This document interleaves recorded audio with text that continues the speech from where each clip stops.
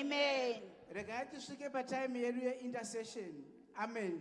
Amen. Hebrews 12 verse 1 inoti, roveredzai miviri yenyu kuti ive acceptable sacrifice to the Lord, zvichida kuti ndokunamata Mwari kwedu kwechokwadi. Hallelujah. Regai timbosvika pamberi paMwari titende Mwari kuti isu tiri muno tinorovedzera miviri yedu kuti ive the temple of God. Amen.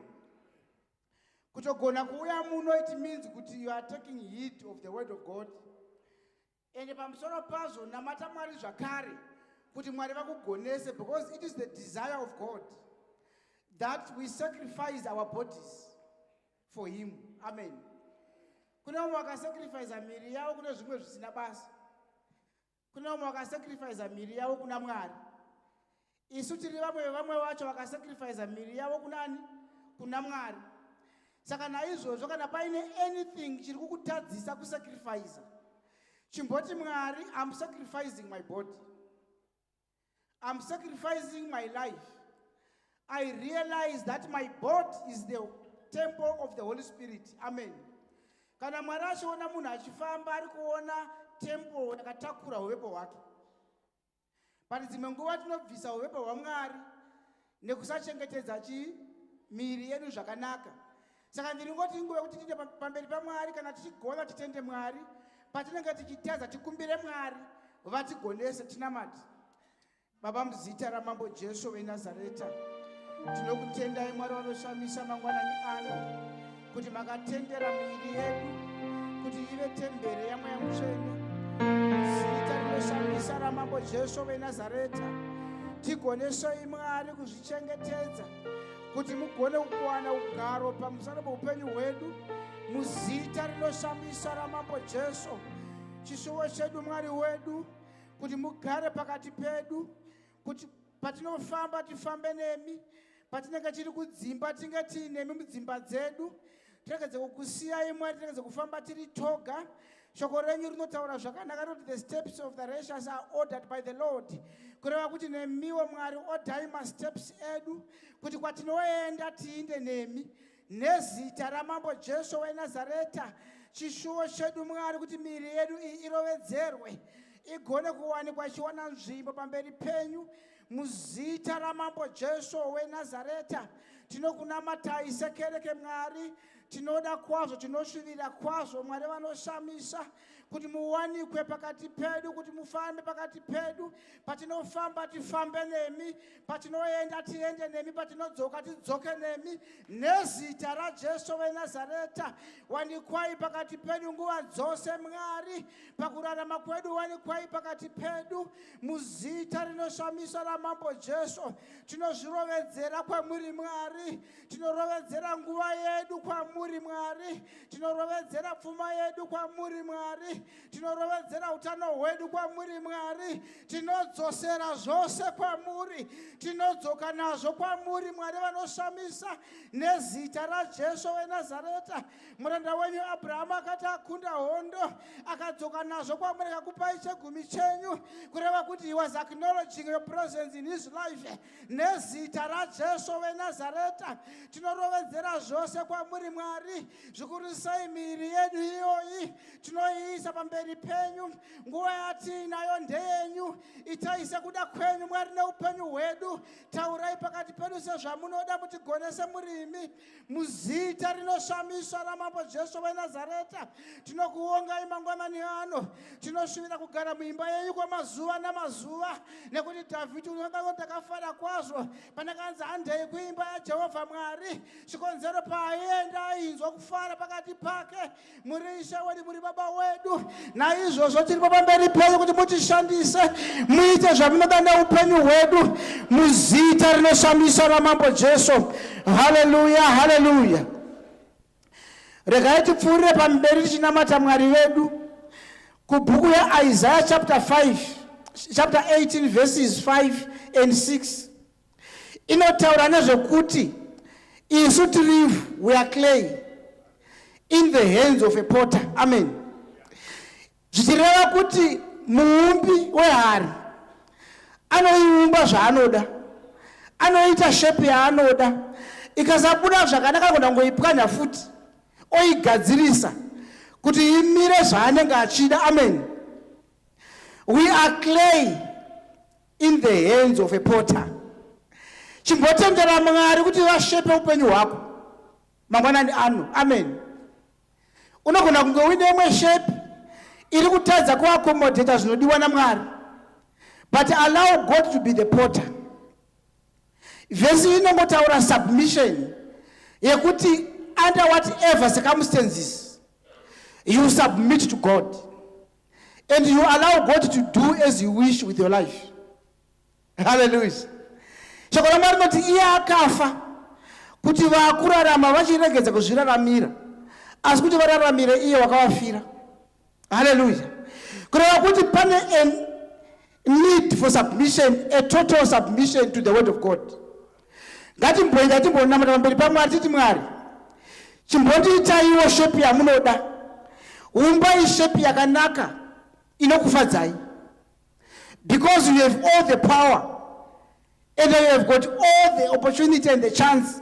Ina handina objection to what you do with my life. Hallelujah. Kuno wakati ini nemhuri yangu tiripo kunamata Mwari, kureva kuti haana kuzviwanira choice. Vana Peter vakati ngatitsvakei a disciple anga ainesu for 3.5 years every day pataifamba naJesu. Shoko raMwari rinoti uyo anenge ada kunditevera ngazi yemuchinjikwa wake, ngazi yezvose atakura muchinjikwa wake anditevere every day. Zvika pane issue yesubmission yekungoti Mwari, do as you wish with my life. Hallelujah. Chimbosvika paunochema neupenyu hwako kuti Mwari, dzimwe nguva ndinokuitisai nharo, I think I'm busy. I think I'm busy with my things when you need me, but I'm here for you. Hallelujah. Ngatimbosvika patinonamata timbochema neupenyu hwedu, Mwari vanopindura, Mwari vanotinzwa. Tinamate. Baba, tinokunamatai muzita raJesu. Mangwanani ano tirivu Mwari muri muumbi, umbai zvamunoda pakati pedu. Pamakatangira nenyika ino, it was shapeless. It was shapeless, and the Spirit of God was hovering above the waters. Ndokubva maipa a shape yainayo nhasi. Mukati, let there be light, let there be land, let there be rivers and oceans. Mukaita zvamunoda Mwari, nyika ikaumbika. Naizvozvo neupenyu hwangu tinonamata muzita raJesu kuti pane zvamakatuma panyika, pane zvamakandiunzira panyika. Shepai upenyu hwangu zvamunoda, pwanyai mubvise zvinofanira kubviswa, musiye zvinofanira kuramba zvakamira nezita raJesu weNazareta. Makataura mushoko renyu zvakanaka, mukati ndichakuchinjai ndokubvisai mwoyo womwinayo webwe, ndokuisai mwoyo wefleshi unogona kunditeerera nezita raJesu weNazareta.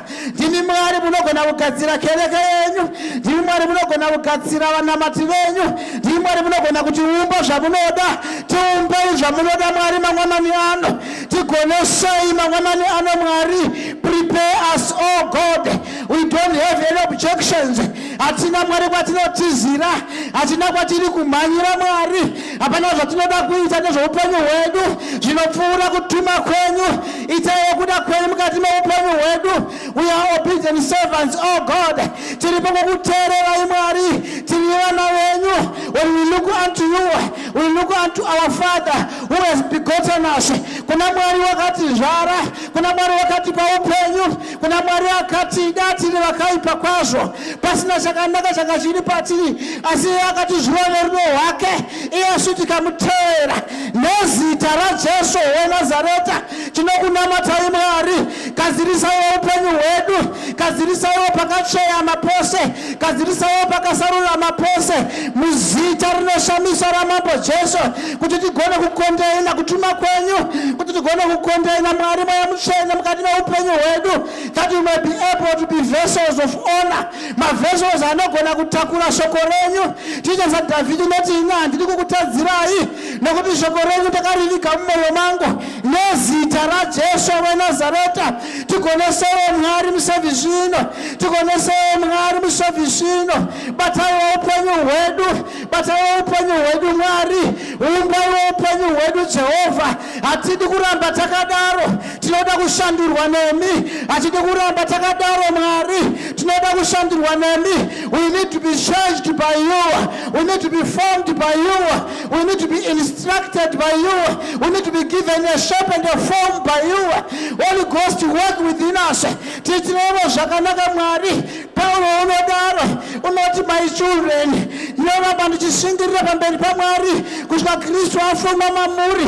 Nezita raJesu weNazareta, Kristu ngaafumwe matiri Mwari, kubudikidza neshoko renyu. Pwanyai mubvise zvinofanira kubviswa, muwedzere zvinofanira kuwedzerwa nezita raJesu weNazareta. We need your shape, we need your direction, we need your form. Tinoda kugadziriswa nemi, tinoda kutungamirirwa nemi, zvamaitira vana vaIsraeri. Shongwe yemoto manheru, gore masikati, nezita raJesu weNazareta. Upenyu hwavo hwakatungamirirwa, uine direction yamaida. Mwari wangu sekutuma kwavakatiita panyika dzevanhu, tibatsirei tifambe nzira iyoyi nezita raJesu weNazareta. Hakuna makaunzira panyika pasina basa ramakamupa, asi umwe neumwe pakati pedu sekereke tiripo Mwari kusevha muimba yenyu, tiripo Mwari kusevha mukingdom menyu, tiripo Mwari kusevha Mwari wangu munyika yatinogara, kuhamba kwatakaberekwa nezita raJesu weNazareta. Tipfekedzeiwo simba renyu raMweya Mutsvene, mutigonese, mutifambise, mutiitise savana venyu. Tinokunamatai muzita raJesu, in the mighty name of Jesus. Hallelujah, hallelujah. Regai tisvike patinopfuurira pamberi tichinamata Mwari. Toda kumbonamatira mweya wokugoneswa naMwari. Pakati pedu tine vamwe vasina kukuchemera. Amen.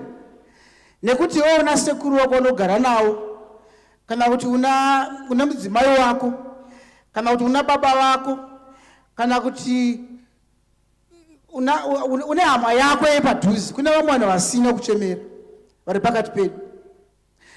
Ngatimbonamata sekereke titi Mwari, kana iri mari yemaschool fees, kana iri mari yerent, kana uri utano chaiwo, mahospital bills, kana ameno zviri kuvanetsa kuti zvii, isu tiri kereke yemweya. Amen. Tinonamata kuna Mwari anopindura nemoto. Nekuti pakaparanzwa vaprofita vaBhaari, pakanzi chimbodanai kuna Mwari wenyu. Mwari wavo vakasadaira, pakazodana kuna Mwari anopindura nemoto, Mwari vakapindura. Haleluya.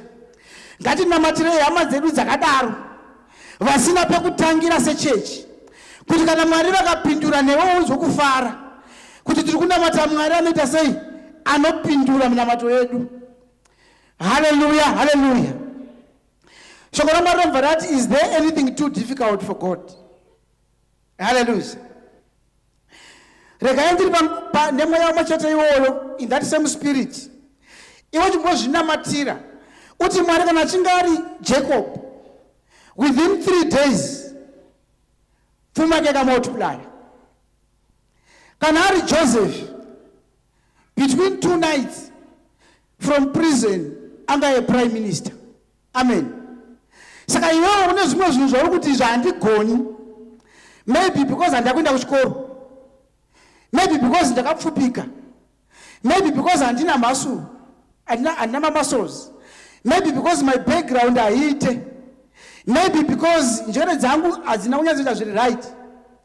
But Mwari vakachinja vana Peter nana John, vanga vari mafishermen, vakaita turn upside down the whole city, vakavadzidzisa nenguva diki diki, Mweya Mutsvene ngovagara. Hallelujah. Kureva kuti your situation can change. Chimbonamatira unofungisa kuti uyu haangatengi imba muno, umboti Mwari mupe imba, tione Mwari pakati pedu. Amen. Uyo unofungisa kuti uyu akurwara achafa gore rino, umboti Mwari murapei apaure muservice ino. Hallelujah. Mwari vamboita zvinhu ma-immediate miracles panguva iyoyo muservice yanhasi. Mwari vambotirangarira iwewe zvikaitika, your faith is saved. Iwewe semunhu, your faith will grow. Zvikaitika kuti munhu waunoziva Mwari amusimudza, your faith is going to grow. Hallelujah. Ngatinamatei. Baba, tinokutendai muzita raJesu.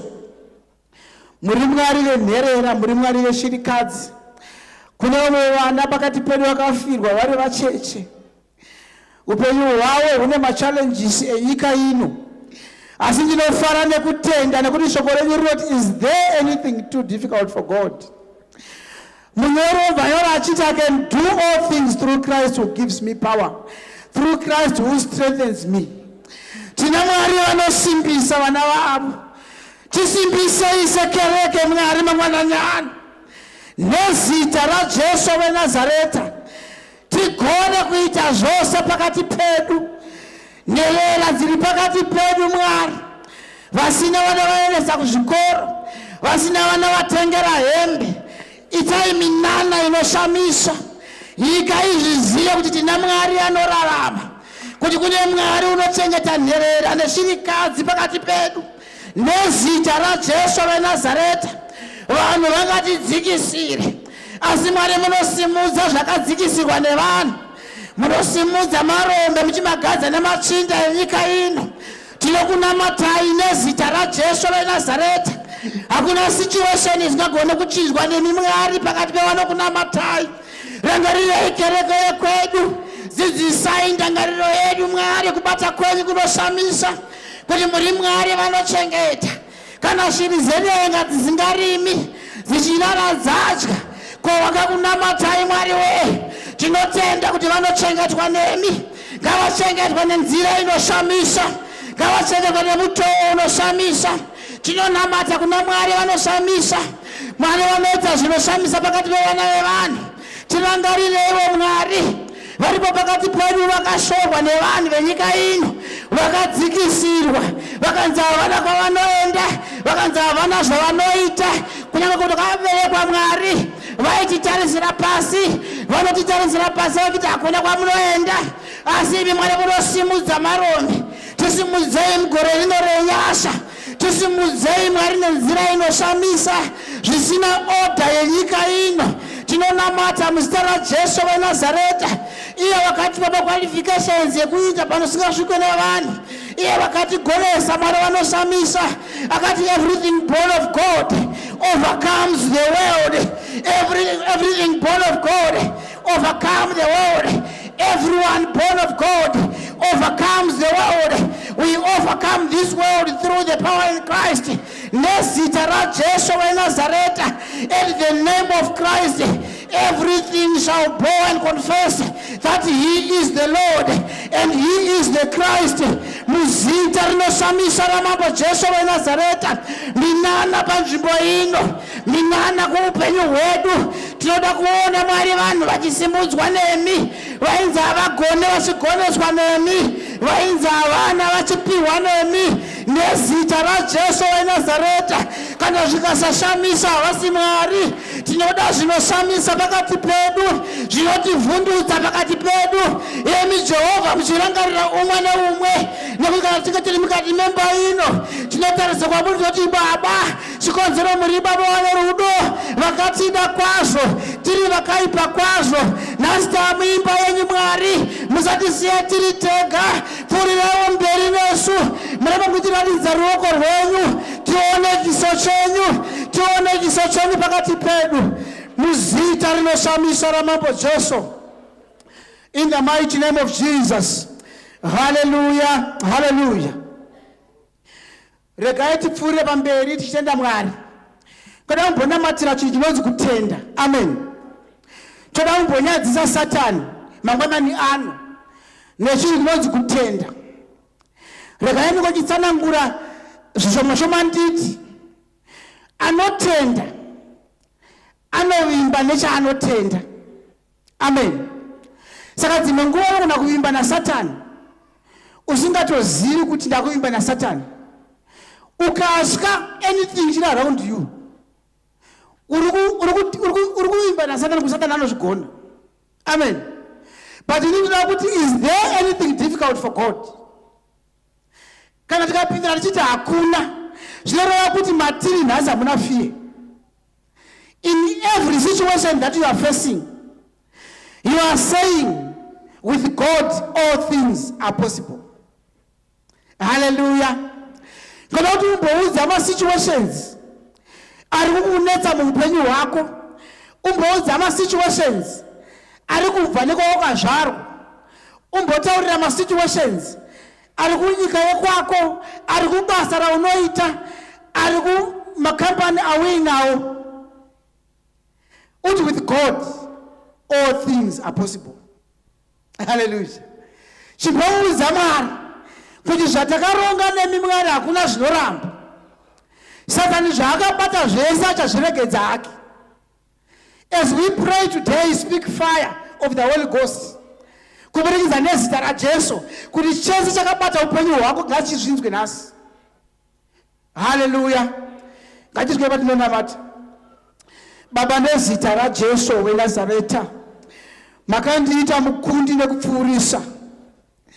You made me more than a conqueror. Nezita raJesu weNazareta mupenyu, I am more than a conqueror. I am more than a conqueror. Ndinokunda zvose nezita raJesu weNazareta. Ndinofara nekutenda Mwari vanoshamisa, nekuti nguva zhinji munoti kurwa hakusiri kwako, asi kurwa ndekwangu ini Jehovha Mwari. Kureva kuti hondo dzangu dzinorwiwa nemi, zvakabata upenyu hwangu zvinorwa nemi. Ko ndiani kwakakukurirai Jehovha panyika yavapenyu? Hondo dzangu ndakadzihwina Mwari. Madelayed Messiah, ndinoona ndakakunda kare. Upenyu hwangu ndokubudirira nezita raJesu weNazareta. Kubudikidza naJesu Kristu wakanditenga neropa rake, ini ndinokunda nyika.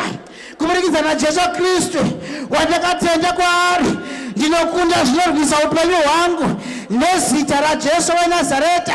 Kana ari makontracts anouya nekuda kwezita raJesu, iyo ifevha yenyu Mwari yamakaisa pamusoro pangu ichaparadza zvose zvinobata zvangu. Iyemi Mwari mukamavhura masuo, hakuna unogona kumavhara. Chivhurai masuo yenyu Mwari kumabhizinesis angu, chivhurai masuo yenyu Mwari kubasa kwangu, chivhuraiwo masuo yenyu Mwari kuutano hwangu, vhuraiwo masuo yenyu Mwari mukucheneka kwevana vangu, vhuraiwo masuo yenyu Mwari pakurwiwa hondo dzangu nezita raJesu weNazareta. Ngakushayikwa ungabata, ngaanzwe moto paanosvika nezita raJesu weNazareta. Ngavanzwe moto, ngavanzwe moto wadenga. In the name of Jesus Christ, my life is full of success. Nezita raJesu weNazareta, my life is full of success. It is filled of success. In the name of Jesus Christ, hondo dzangu dzinorwiwa naJehovha, iye Jehovha wehondo. Unorwa hondo dzangu ini muzita rinoshamisa ramambo Jesu. Iwe Satani nengirozi dzako, Satani nemaagents ako, I tell you today that my wars are being fought by the Lord. Hondo dzangu dzinorwiwa naJehovha Mwari, kureva kuti ndinodzikunda nekupfuurisa nechikonzero kuti Mwari ari kurutivi rwangu. Shoko raMwari rinotaura kuti greater is who in me than the one who is in the world. Ari mandiri mukundi pane iye ari munyika kureva naizvozvo hondo dzangu dzinorwiwa naJehovha. Ndinokunda hondo dzose. Father, we worship you, we thank you, O Lord. Dai zvaitengwa nemari, vamwe tingadai tisiko, dai zvaipindwa nemapepa ekuchikoro, vamwe tingadai tisiri pano, asi Mwari makatitendera, makatipindawo nevamwe, fananawo nevamwe. Nhasi tiri muno tinotenda, ndinorwirwa nemi Mwari pachena, makanditenga neropa renyu pachena, naizvozvo hongu upenyu hwakachengeteka. We worship you, Lord. We glorify your holy name. We give you glory and we give you honor in the mighty name of Jesus. Hallelujah, hallelujah. Regai tipedzise tichinamatira service yanhasi. Umboti zvose zvinotitadzisa kunzwa Mwari ngazvishayiwe simba. Umboti Mwari chimbobvisai mweya wenharo. Unondiita kuti ndiite nharo neshoko renyu. Amen. panoimbwa masongs ngaaparidze kuupenyu hwako, panoparidzwa shoko ngaritaure kuupenyu hwako. Umboti Mwari ndikudzei mushoko renyu. Tika patinonamata president worship vachazotora nzvimbo yavo. Baba tinokunamatai muzita raJesu weNazareta. We worship you, Holy Spirit, for giving us another opportunity once more again. Ele Mwari matipa zvomwe mukana wokupinda muimba yenyu kuzokurumbidzai, wokupinda muimba yenyu kuzodzidziswa, wokupinda muimba yenyu kuzotsiurwa, wokupinda muimba yenyu kuzorangaridzwa zvatakatakanganwa, to be reminded of all those things that we might have forgotten. Mwari vanoshamisa mweya wangu uri pano, upenyu hwangu uri pano. Taurai neni semuranda wenyu vaindakateerera. Handina ma-objections, handina nharo dzandinoita, asi ndinotenda kuti imi are the supreme ruler, asi ndinotenda kuti imi tiri wenyu. Zvamunotaura goes with my life. Nezita raJesu weNazareta chipfuurewo mberi Mwari wangu muchitigonesa. Nyasha dzenyu dzirambe dzakatichengeta muzita rinoshamisa ramambo Jesu wekudenga. In Jesus' mighty name, hallelujah. Makanaka Jesu weNazareta, we worship you, Jesus.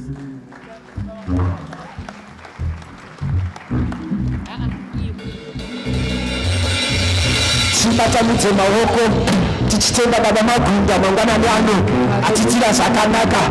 Zvakare kubaziso uri pedyo newe kuti waita zvakanaka asi unowawira kuzorumbidza. Tiratidzei simba renyu, tiratidzeiwo simba renyu, tidanane tisimbisane, tidanane tisimbisane. Baba wedu tiratidzeiwo, Holy Baba tiratidzei, oh tidanane tisimbisane, tidanane tisimbisane. Holy Baba tiratidzei, Holy Baba tiratidzei, oh tidanane tisimbisane, Holy Baba tiratidzei, Holy Baba tiratidzei, oh tidanane tisimbisane, Holy Baba tiratidzei, Holy Baba tiratidzei, oh tidanane tisimbisane. Holy Baba tiratidzei, Holy Baba tiratidzei, tidanane tisimbisane.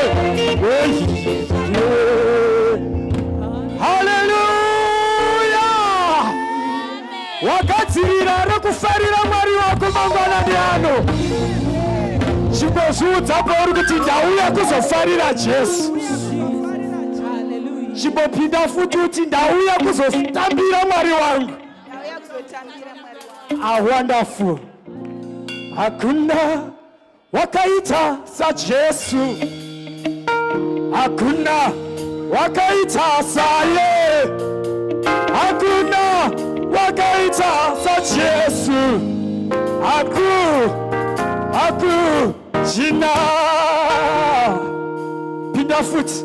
Hakuna wakaita saJesu, hakuna wakaita saye, hakuna wakaita saJesu, oh.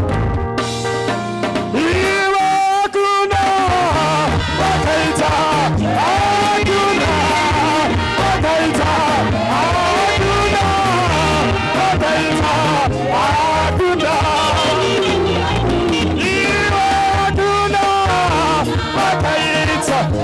Hakuna wakaita,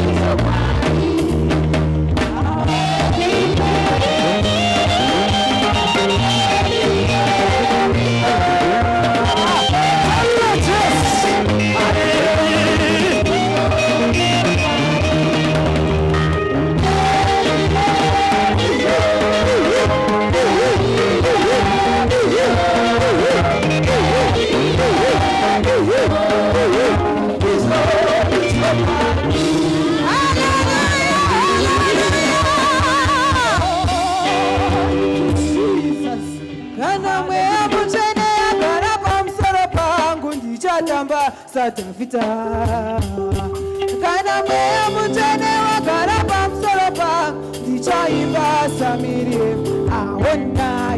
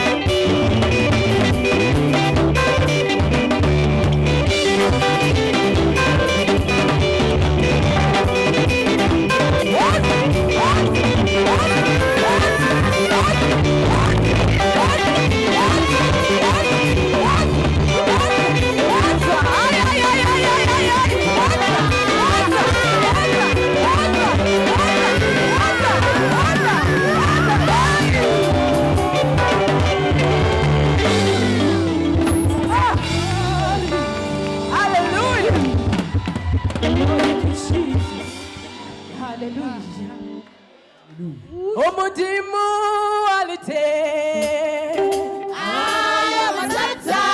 Umudimu alite ngana. Umudimu alite ngana. Umudimu alite ngana.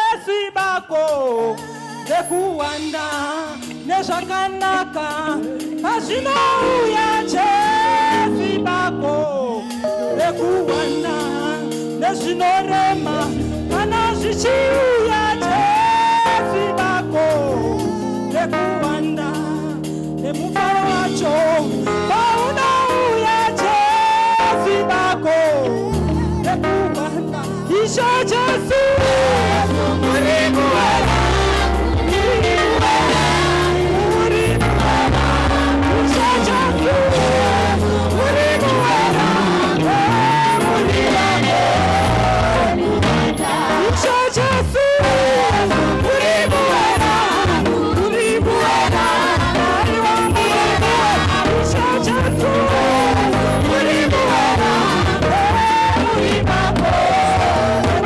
Baba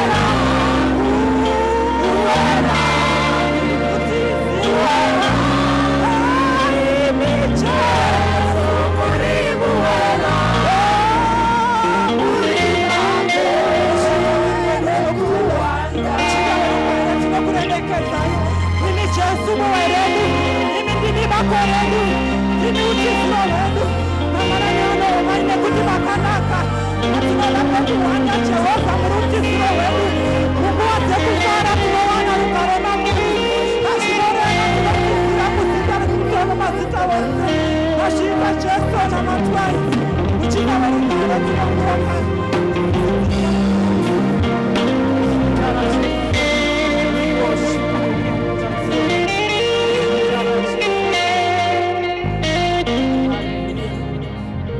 Ngatibatirane pahymn 122. Hallelujah. Mweamtone muri Mwari ndinotambudzika, moyo wangu unotema ndinokuda Ishe. Mwari Baba ndisateiwo,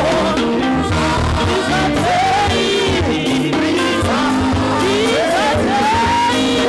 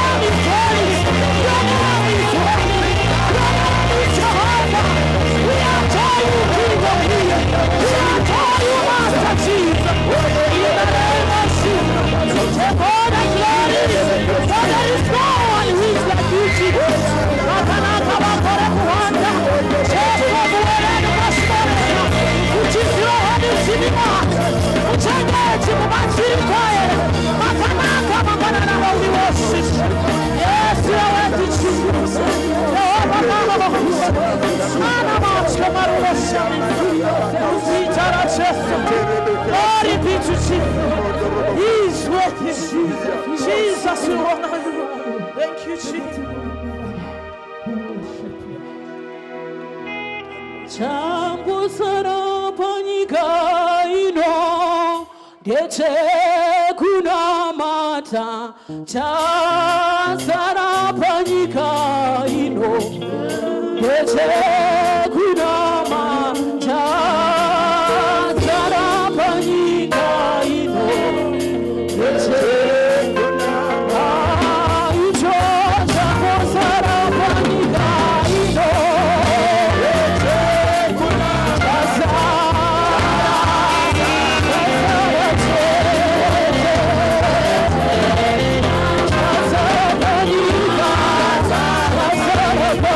Oh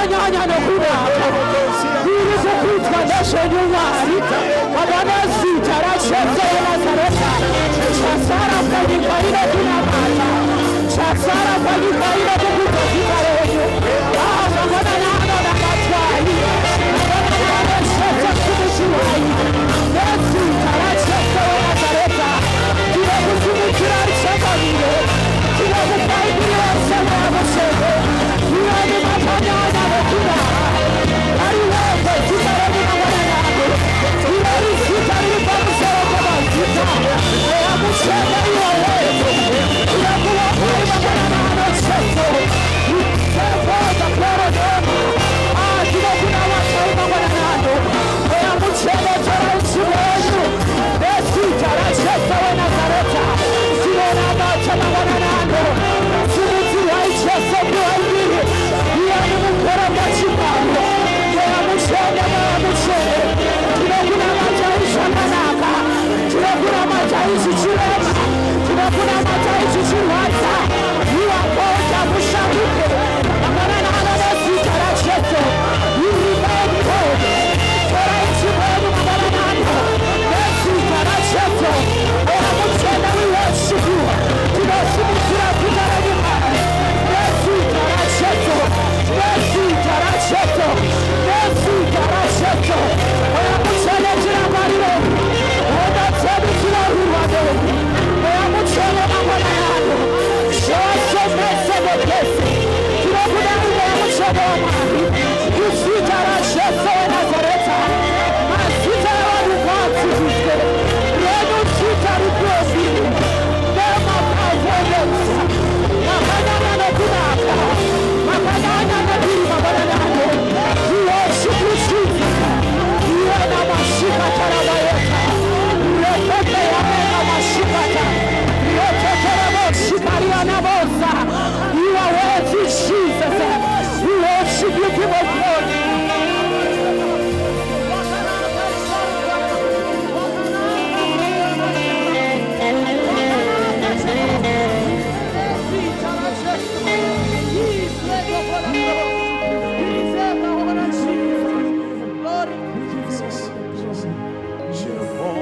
Jehovah is your name, my God. Jehovah is your name,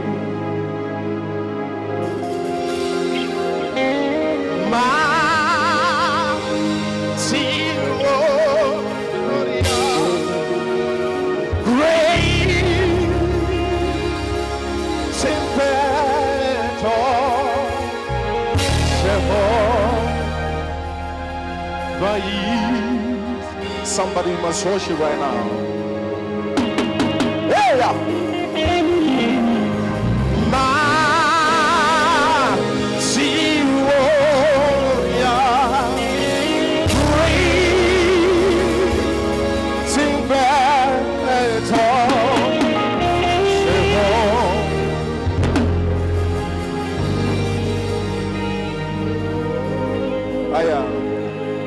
Jehovah is your name. Jehovah is your name.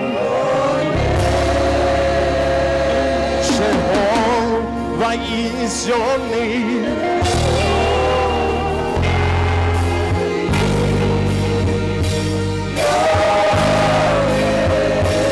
You are mighty warrior.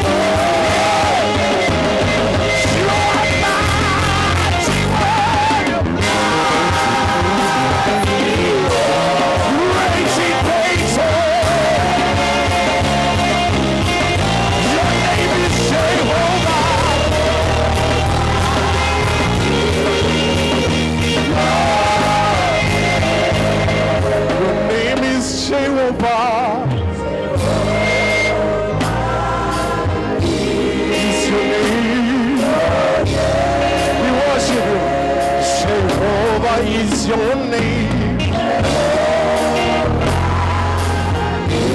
It's your name.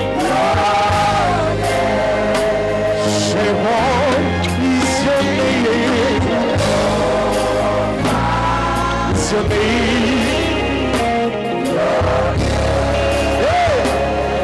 Jehovah is your name.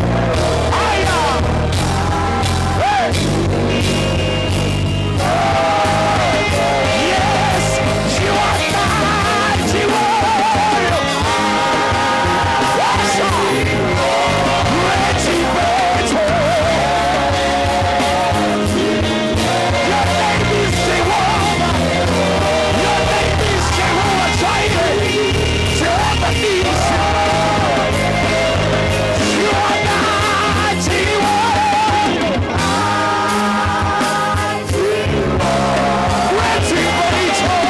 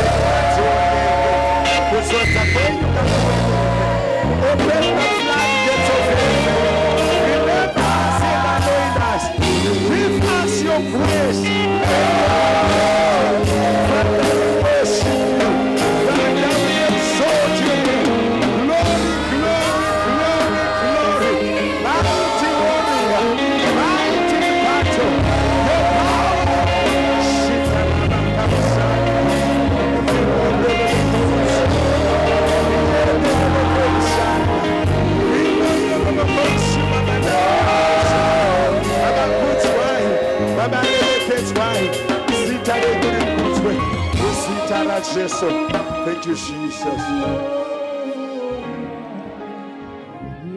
Hallelujah. Mangwana nano mangwana naka naka. Because he is a glorious God.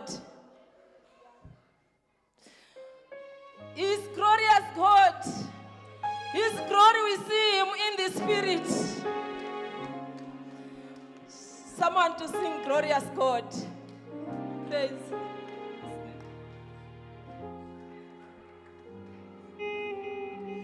Oh, be lifted above all other gods. We lay our crowns and worship you.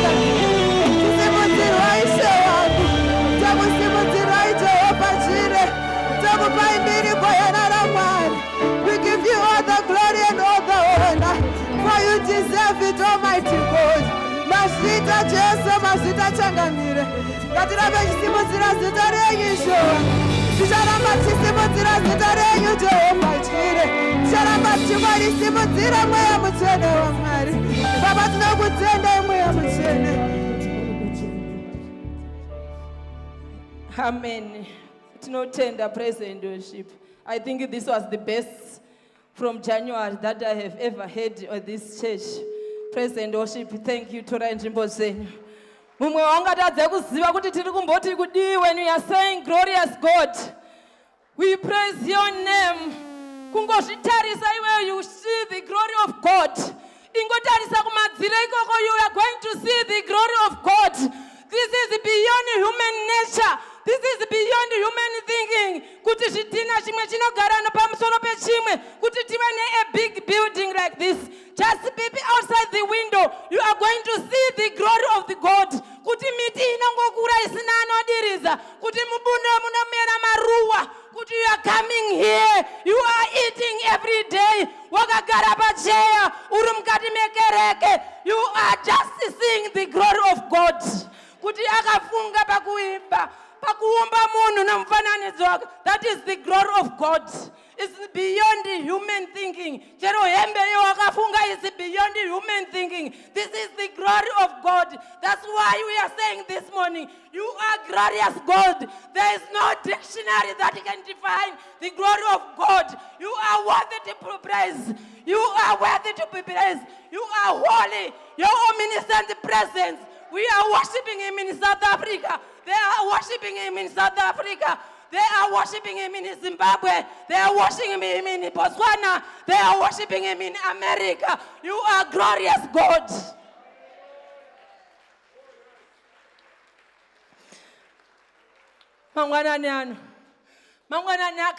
Just think of the glory of God. Whatever you are going through, just think of the glory of God. That is glorious God. He is worthy to be praised. His omniscient presence, his love, his perfection. He is a God that will never make a mistake. He is a God that will never make a mistake. That's his perfection. His love for everyone. He gave us his only begotten Son because of his love.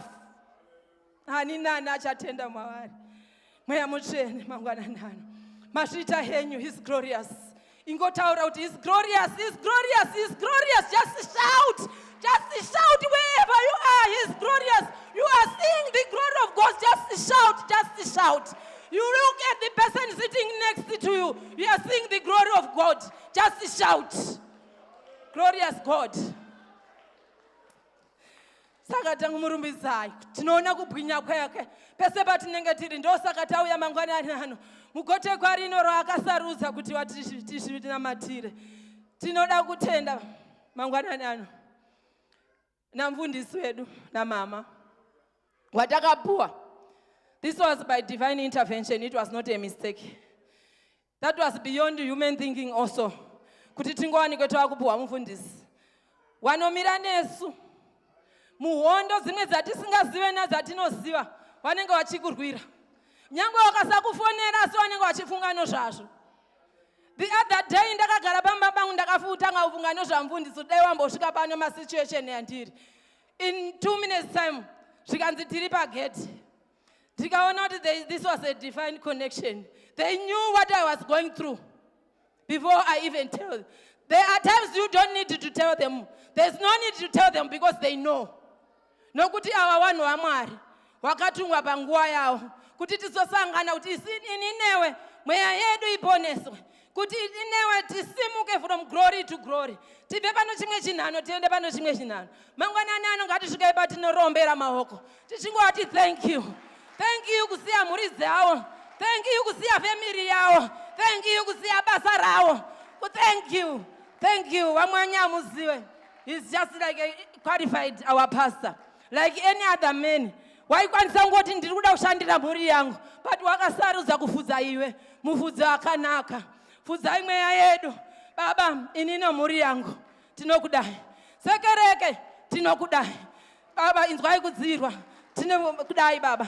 Mangwanani ano ngagare enyu pasi tauya mangwanani ano tine men's fellowship, tinokukwazisai. Ladies board, tinokukwazisai mangwana nano. Wana baba nana amai, tinokukwazisai mangwana nano sakatauya. Sunday school, tinokudai. Sunday school woye. Sunday school woye. Church ya mangwana yakatokwana, ndofunga they outnumber us. Mukada kunyatso kuzvitarisa. Kungoti they are just still small, but if you count numerically wanoziva mess, this small generation is outnumbering us. Chive bamba izvenyu muende kunzvimbo dzenyu maSunday school. Youth yedu weye. Youth ini ndinowanzofarira kuti kana iri youth ya very energetic. Potinongoti youth ingoti ikwanyana. Muchingosimuka. Nokuti ndimi wacho mangwana youth. Can you just show me by standing up that you are a youth? You still run, your blood is still fresh. Tinokukwazisa youth yedu tinokudai. Ma pastors emangwana mamwe acho matwa qualified kudhara, but amsade nyimaenda kuBible school. Ma doctors emangwana, ma leaders emangwana, waberekera mangwana. Kana tine youth tinoona kujeka kwe future yedu yekereke. Nokuti chigara zvenyu pasi tinokutendai. Ma teenager, just stand up, just stand up, just stand up. Just stand up, just stand up, just stand up. This is the church also of tomorrow. My engineers edo mangwana. Rok mangwana redu ruradza kuti rakajeka. Mama matricants woye pa ma teenagers. Wari matric woye. Nokukwazisai. Just go and study. Kara zvenyu pasi. Tinokutendai. Antina ma testimony. Ota piyo ma items apana. Turukut kune watanga upinda onesere muzwara nasi. Ma visitors watishanira. Tongoti famba zvenyu muye kuno kumberi. Tukukwazise mukwazisiro wedu wepa road port, prayer center. Pakazara nerudo.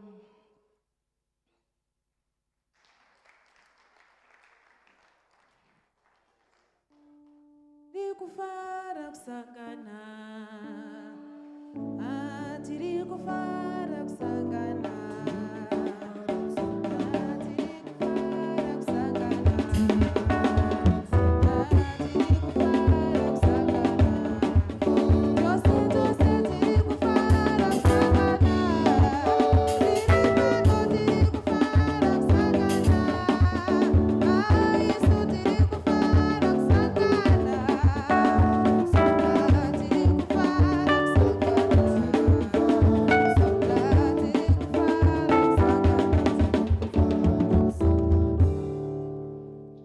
Pano asinganzwe Shona.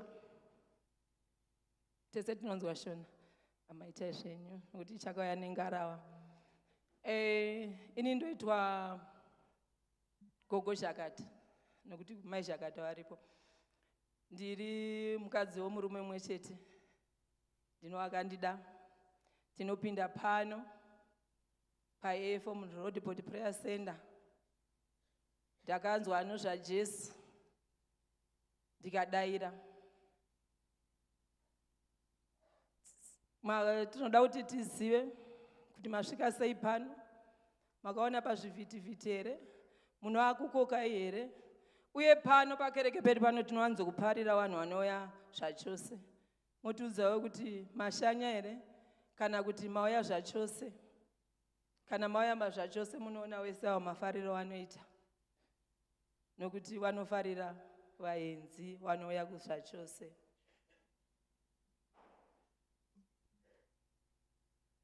Amen.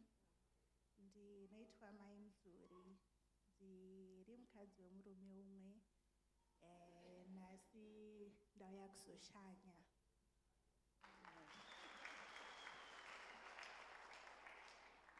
Amen. Ndinoitwa Mai Mutema Sango. Ndauya kuzoshanya. Amen. Ini ndinoitwa Mai Kamba.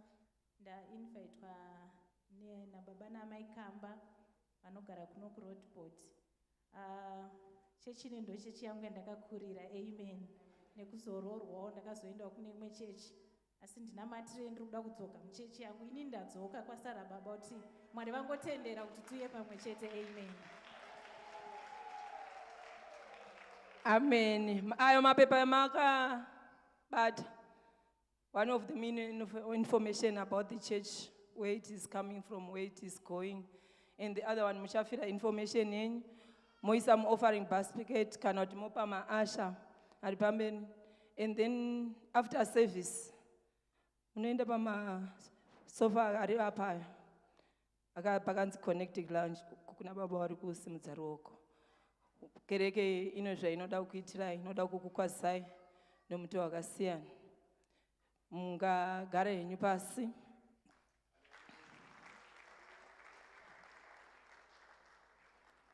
Hallelujah. Ini sagogo. Mvura yasvika kwacheka makumbo. But ndine sawira wangu wandakapuwa naMwari. Shamwari yerwendo. Mubatsiri akakwanira. It's a partner, a life partner. Ndakapiwa. Sekuru chimbosimukai. Chimbouyai.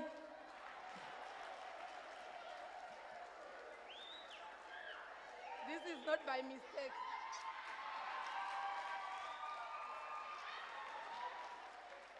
Ndafunga munongoona kuti ndibaba namai.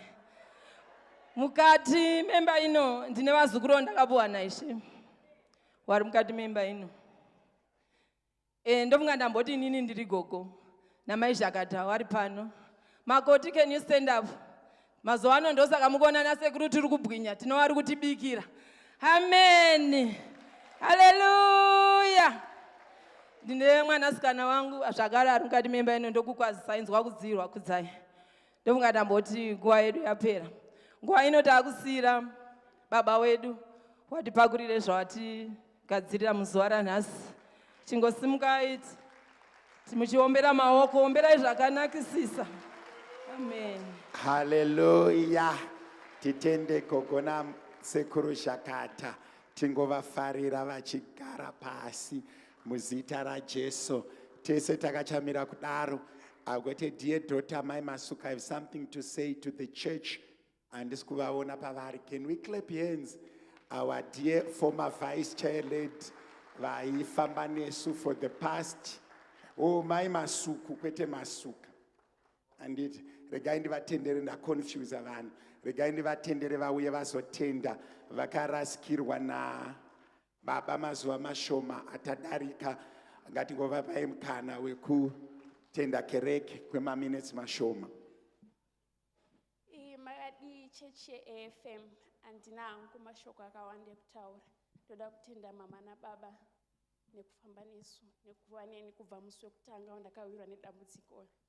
Ndoda kutenda chechi yese nevese vakauya kuzochema nesu. Vakatora time yavo pamabusy schedules avo vachiuya kuzochema nesu. Vazhinji vanga vasingandizivi vakazondiziva musi iwowo. Ndoda kutenda Stereki nezvamakandiitira. Murambe muchiitira vamwe. Atenda.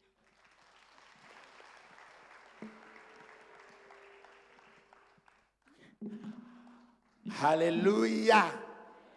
Chimboti maoko mudenga yaka kuna Jesu. Kana zvisinganyadzise chimbofarira Jesu. Hallelujah. Kana zvisinganyadzise chimboti maoko mudenga yaka kuna Jesu. Iye muchinda werugare, muridzi webasa, muchengeti nemutariri vavanhu. Chimbofarira Jesu mangwanani ano.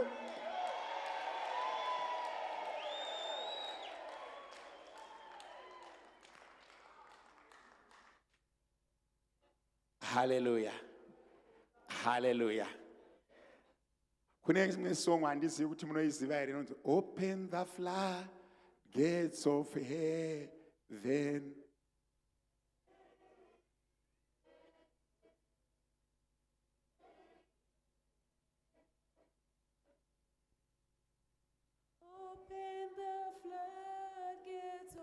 Heaven, let it rain.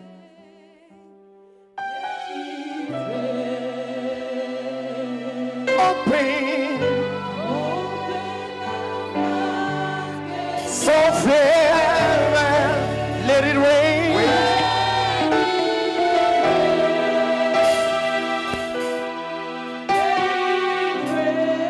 Young one, 1 second. Young one, 1 second. Rimegore kwa Israel.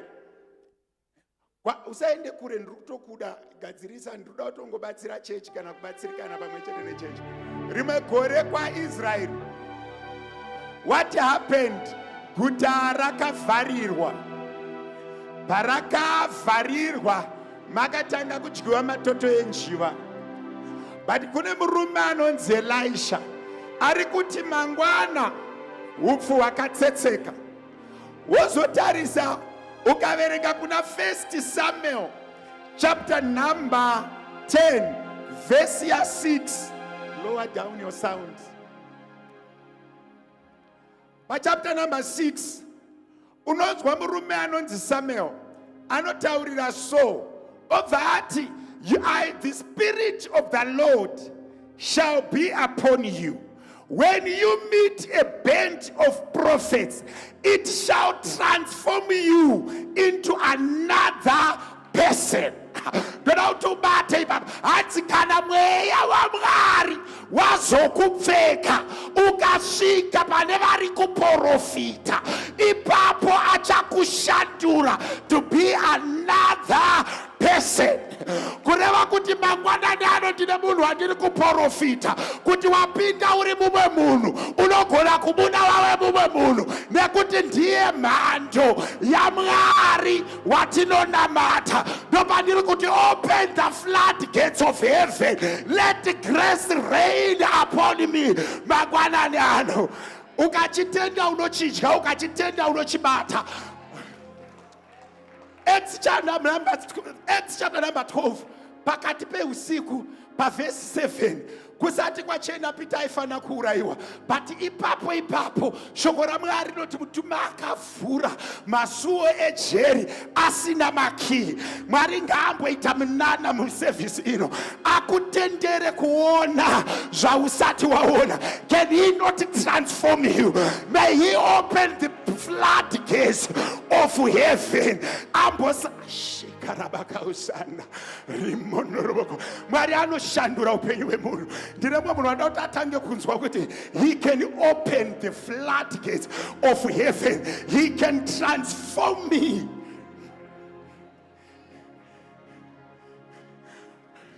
Zvaakamboita paJeriko kuti pasina bulldozer masvingo akava, ngaamboitawo paRudaport prayer center. Zvakamboitika paJeriko, zvakamboitika paSamaria, kuti vasina kurima upfu hwakatsetseka. Mwari ngaamborangarira guta, arisheke nenyasha, ariropafadze nenyasha, azunguze guta nenyasha.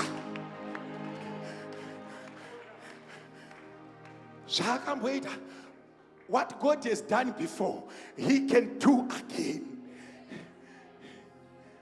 Kune mwe munhu anofanira kutanga kushandura. Iwe zvanzi akangoti ndaakukupfeka nemweya, pandiri kukupfeka nesimba. You are going to transform into another person. Can I prophesy? You are going to be transformed into another person. You are a prisoner, but you are going to be transformed into another free man. You are uri kumashure kwemasvingo, but haagonere kupwanya masuo eJeriko. Akambo nyasha dzepaJeriko ngadzimbopinda muguta. Wauya usina basa, svondo rino ngazvireke kuramba zvakadaro. Wauya usina murume, svondo rino ngazvireke kuramba zvakadaro. Hauna mari, svondo rino ngazvireke kuramba zvakadaro. Can he not open the floodgates of heaven? Patiri kuimba so muitendera mweya muchena akupfeke. Let him transform you into another person. Let him equip you into another person. He has done it before. He can do it. pane zvandiri kunzwa haugoni kudzokera vakadaro. It can never be the same. Patiri kuti open the floodgates of heaven, let it rain. Nyasha ngatiburukire pamusoro pako, mweya mutsvene ngaunaye pamusoro pako. Be transformed into another person. Mangwanani shakara, ndine simba randiri kunzwa rekushandurwa kwevanhu, rekuitirwa zvakanaka kwevanhu, rekuchinjirwa mafinances, yekuchinjirwa upenyu. Timothy, open the floodgates of heaven unto the faithful God who has never made a mistake or fail. Timbo murumbidza mangwanani ano, so that he can transform us into other people.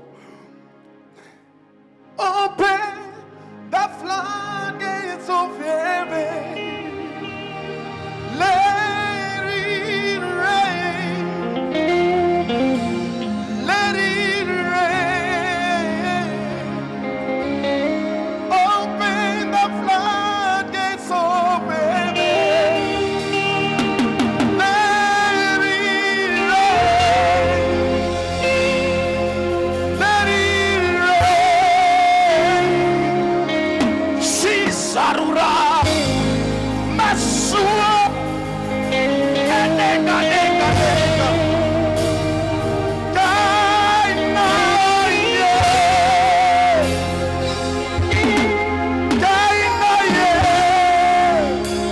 Somebody say, open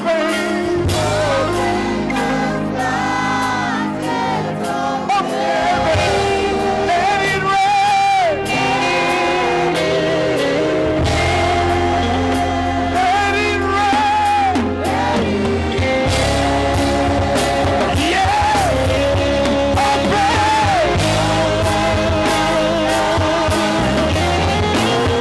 Yeah, let it rain.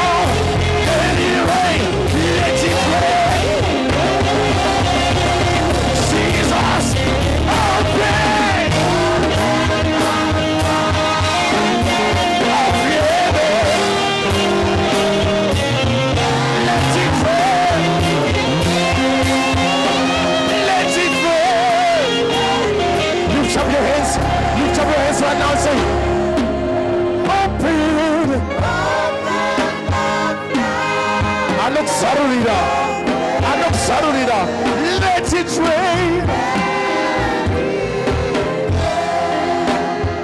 Let it rain.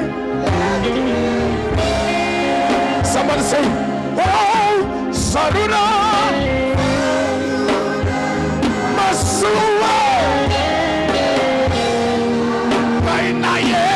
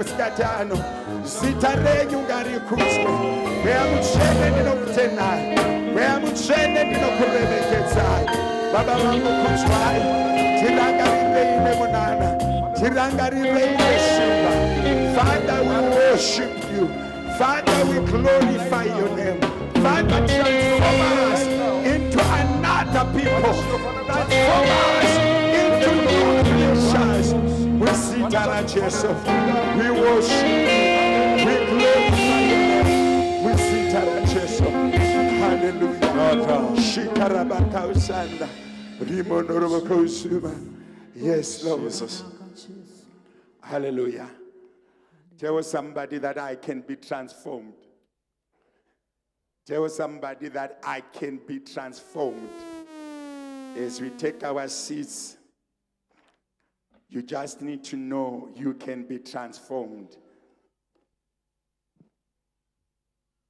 regai nditende baba magunda vanga vachilida intercession pamwe chete namama vanga vachiparidza kuenglish service tiverengerwe shoko raMwari 2 Kings chapter number 7 verse 1 Acts chapter number 12 verse 7 Judges 3:10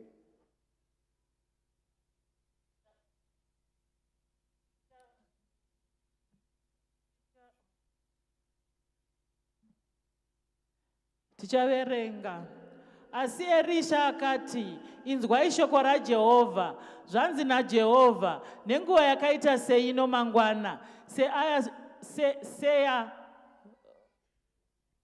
nenguva yakaita seino mangwana, seya roufu wakatsetseka richatengeswa neshekeri imwe, uye maseya maviri ebhari mashekeri pasuo reSamaria.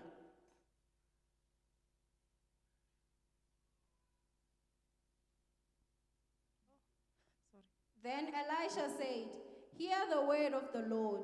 This says the Lord. Tomorrow about this time, a seah of fine flour shall be sold for a shekel, and 2 seahs of barley for a shekel at the gate of Samaria. Saka Petro akachengetwa mutirongo, asi kereke yakanga ichimunyengeterera zvikuru kuna Mwari.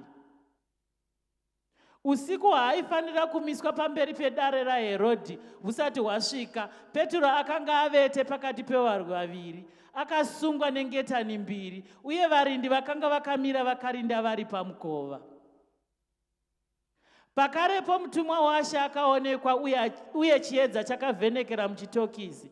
Akarova Petro parutivi ndokumumutsa achiti, kurumidza, muka. Ipapo ngetani dzakawa pamaoko aPetro. Peter was therefore kept in prison, but constant prayer was offered to God for him by the church. And when Herod was about to bring him out, that night Peter was sleeping, bound with 2 chains between 2 soldiers, and the guards before the door were keeping the prison. Now behold, an angel of the Lord stood by him, and a light shone in the prison, and he struck Peter on the side and raised him up, saying, arise quickly, and his chains fell off his hands.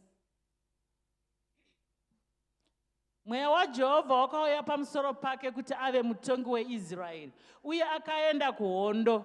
Jehovha akaisa Kushinarishataimi, mambo wevaAramu, mumaoko aOtineri, akamukunda.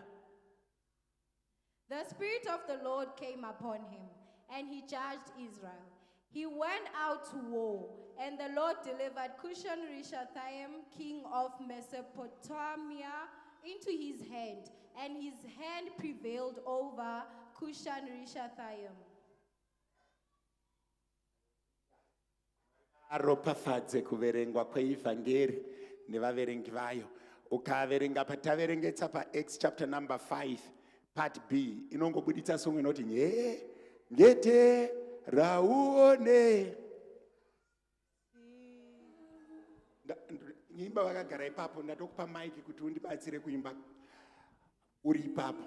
Just one stanza. Ngete rauone. Zimbabwe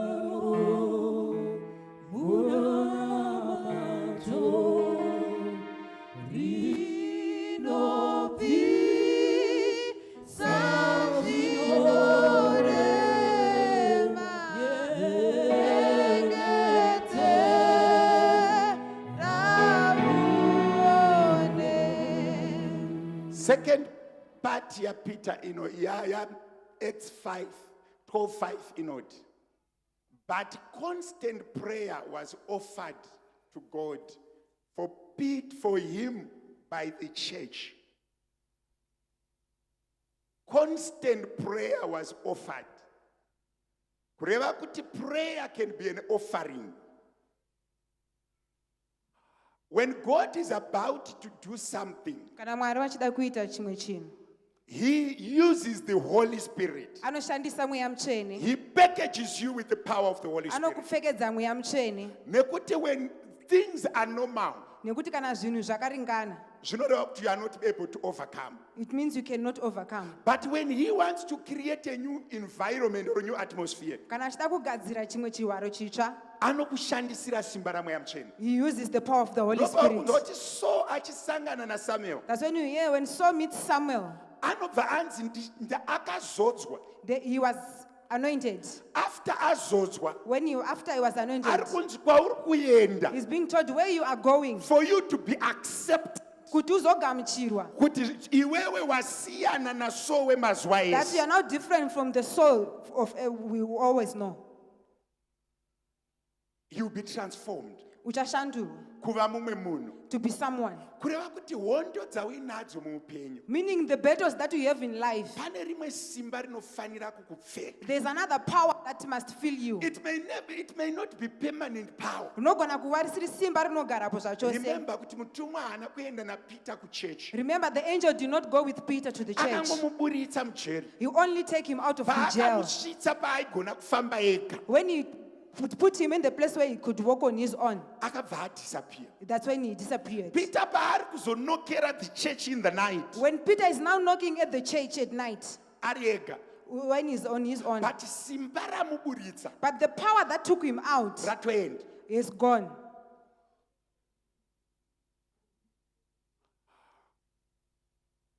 Paunouya kuchechi, When you come to church, you are seeking that which you cannot do on your own. uri kutsvaga izvo zvaunogona kusaita uri wega, So that the power that comes upon man kuitira kana simba rinouya pamusoro pevanhu, riburukire pamusoro pavo. it might pour upon you. Unoziva here kuti kune zvirwere zvinogona kuenda zvisina azviporesa. Do you know that there are diseases that can go without someone healing them? Kungonzwa kuti Jehovha une zvavaita. Only knowing that Jesus has done something. Mangwanani anoda kutaura the power to be transformed. I want to talk about the power to be transformed. And the magic or the mystery behind transformation. Or mashura ripo behind kushandurwa. Paunoshandurwa pamwe pacho mweya mutsvene hauti pamusoro. When you are transformed, sometimes the Holy Spirit does not ask for permission. It just does. Inongoita zvakadaro. Ndanga ndichiverenga shoko raMwari so many scriptures. I was reading the word of God, so many scriptures. Judges 6:34. Vatongi 6:34. Then the Spirit of the Lord came upon Gideon. Noti mweya mutsvene wakauya pamusoro paGideon. What wambonzwa here the desire to do something. Wakambonzwa here chidokwa dokwa The chekuita appetite chimwe to do chinhu. something. Nzara yekuita zvinhu. Oshaya kuzwa kuti sei ndiri kuda kuita izvi. Then you don't understand why I want to do You are this thing. failing to interpret that the Spirit has already taken off. Pamwe pacho tiri kutadza kuona kuti mweya mutsvene atotora chinzvimbo. Sei Mwari vachiuya kuma-dreams more than in life? Why is God often coming to your dreams than in real life? Because people, when human mind is active, Nekuti kana pfungwa dzemunhu dzichishanda, anodoubt. They doubt. doubt. That's why you see God prefers to visit you in a dream. Ndo pamunoona Mwari Because anofunga your kuuya mind is kuvhizira not wakavata. working. Nekuti pfungwa dzako hadzisi kushanda. Pamwe pacho ukashanyirwa uchifunga so, Sometimes when you are being visited, whilst you are thinking, unotanga kufunga kuti it's a mystery. Kana you kuti start drama. reasoning that it's mystery. But kana wakarara, But when you are sleeping, your mind is not working. pfungwa dzako hadzisi kushanda. Mwari vanogona kushanda newe zviri nani. God can use you better. Kungosvika mutumwa otouya pauri unotiza, because your mind can sense that there's something here. Right now when the angel comes to you, you run away because But your mind kana is sensing. wakakotsira, But when you are sleeping, uchirota, when you are dreaming, unogona kutozonzwa kuti hapana anga achitaura nini. you might feel that Because there's someone who was talking asvika to me. usingafungi. Because he has arrived what you were not expecting it.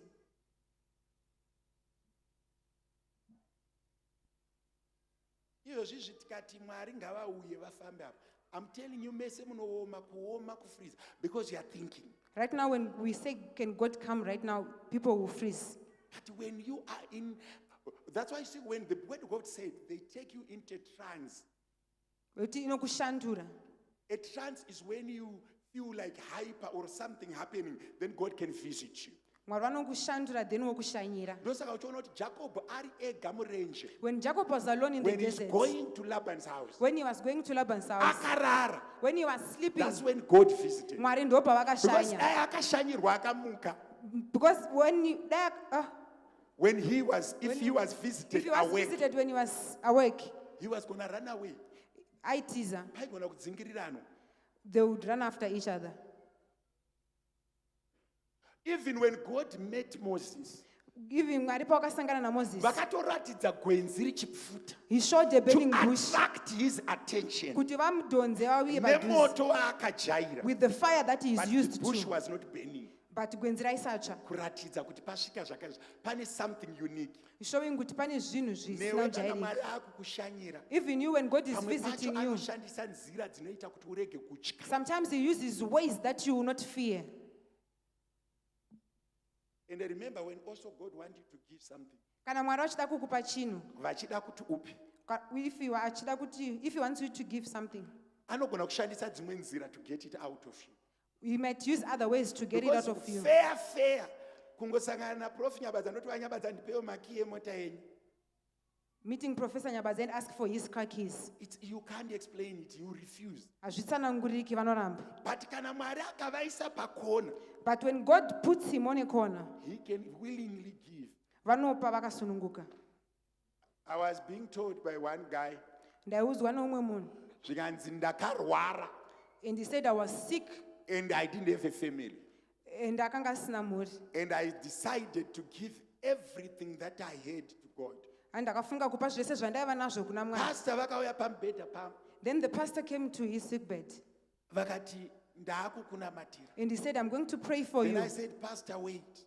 Then he said, I want "Mirai to tell you mufundisi." everything that I want to leave for the church. Then he said, I want dokuudza zvese zvandoda kusiyira kereke. Vaavapa. Then he gave him. 2 days later anga akutoda sadza. After 2 days, he needed Asi pap, acharwara.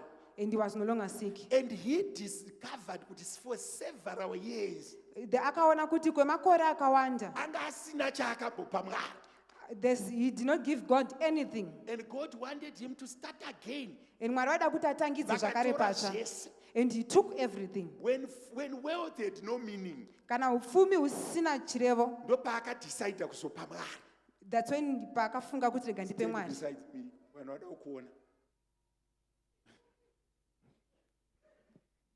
Anditi hauna murume, mira padhuze nini vanyatsokuona.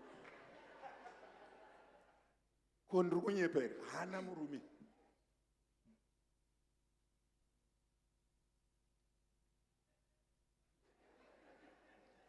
Amene ake anorora uyu, munokuvara nezvipo, vanhu vanoda mainterpreter, munoropafadzwa nemagifts pamuchato. Kana usina mari yekuchata, uine kuchengeta mukadzi yeyo, mukadzi uyu ndakupa. Mwari vari kugare vatibatsire, ngatidzokere mushoko raMwari. Ndada kuti mumuke.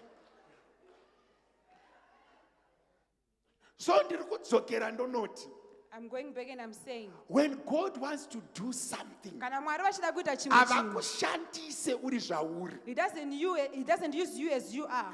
Vanokupfeka nesimba. He fills you with power. Unoziva chinhu chinonzi ordination. Unoziva chinhu chinonzi To be ordained, kuzodzwa. kuzodzwa. Ordained zvinoreva kumisikidzwa kana kuzodzwa. Ordained means kumisikidzwa kuzodzwa. Zvikanzi we have ordained you as a pastor. Zvikanzi takumisikidza samufundisi. Kureva kuti kune hondo dzinorwiwa nevafundisi davakutanga kurwa. Meaning there are battles that pastors fight that you are about to fight. And there is also blessings that the pastors receive that is coming upon your life. Uyezve kune mikomborero inowanikwa nemafundisi yauchawana. Nerimwe simba rinowanikwa nevafundisi rakuiswa pamusoro. And another power that pastors get that is going to fill you. Ndosaka uchiona kuti hakuna mwana vanotsikirira mwana, hakuna mai vanotsikirira mwana vakarara. Then that's when you see that there is no mother who lies upon the child when he's sleeping. Why? They are ordained. nekuti zodzwa vakazodzwa kuitwa mai. kuitwa mai. Every mother in this room Mai vese vari muno vanoziva kuti mwana wangu ndiye ari kuchema. knows very well that my child is crying. Vana baba vanogona kusazvinzwa, The fathers may not hear it, but vana mai, but mothers, why they are ordained to look after children. nekuti vakazodzwa kuti vachengete vana.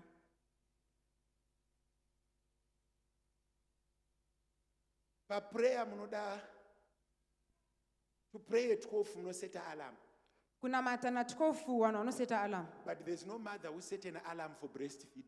but hakuna mai vanoseta alarm yekuti vayamwise. True or false? Kuna here mai vanoseta alarm kuti ndichamuka ndichamwisa mwana. When the time is right, she's ordained, she'll just wake up and breastfeed. Kana nguva dzakwana vanotongomuka votoenda koyamwisa. Ordination.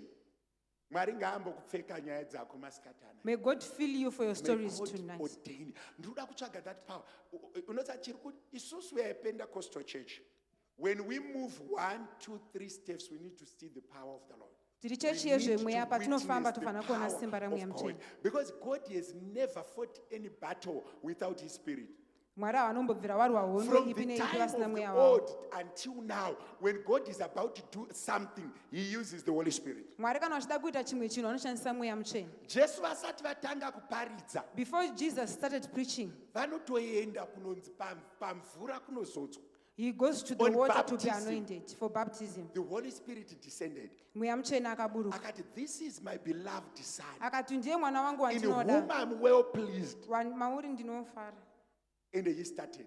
Ndopakatanga. Auti mumwe munhu ambopfekwa nesimba raMwari. Someone must be filled with the Holy Zvakaramba Spirit. kuitika ngazviitike because haakupfeka. What was impossible must be He possible can because he will transform fill you. you. Anogona kukushandura. The Bible says, Bhaibheri rinobva rati, musati mabuda muJerusarema, before you depart from Jerusalem, stay in there garai imomo kusvika mapfekwa up until you are filled with the Holy Spirit. namweya mutsvene.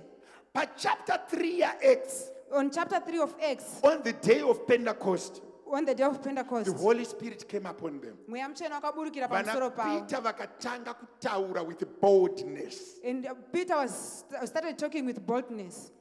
Murume aitya akasimbiswa. The man who was fearful was strengthened. Marriage yako ida kumbokandirwa chigubhu chemweya. Your marriage must receive a container of Holy Spirit. Interpreter vataura hanzi havasi kuda chigubhu. Interpreter vari toda container. Interpreter havasi kutomboda zvechigubhu, vari kutoda kuti uve necontainer remweya.